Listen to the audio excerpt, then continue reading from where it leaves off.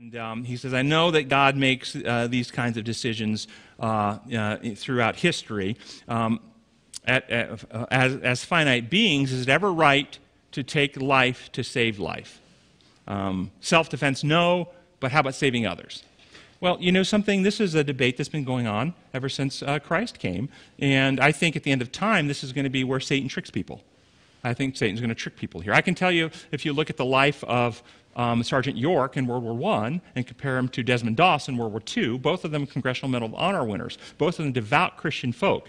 Sergeant York did not want to be in the military, did not want to take up arms. When he was drafted for World War I, he spent quite some time in deep prayer and Bible study, and at the end of the day, he decided, after prayer and conviction, that he would take up arms because he judged that the regime that was happening in Germany was killing lots of people, and the sooner you stop what they were doing, you could save lives that way. And so he became the most decorated war hero in World War I, capturing more Germans, and he killed people too. But he got the Congressional Medal of Honor. He took up arms and killed people.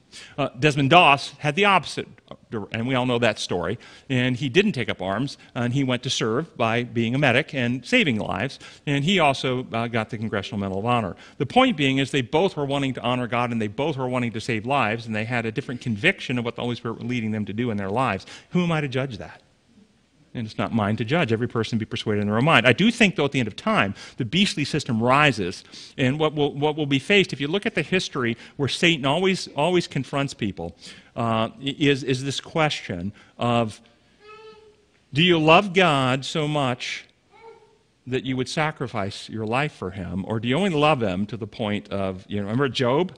Oh, he loves you because you're paying good. Well, of course he loves you because you've got him in good health. Touch his flesh and he'll curse you. Okay? And then Shadrach, Meshach, and Abednego and Daniel, they were faced with the question, do we stay loyal to God, or are we willing to die for this, the temptation of their own life? And then, of course, Jesus at the cross and other martyrs through history. But then it's going to come down, I think, at the end of time to where it's a question of, are you willing to sacrifice yourself, or are you willing to force others to take certain behaviors to protect yourself?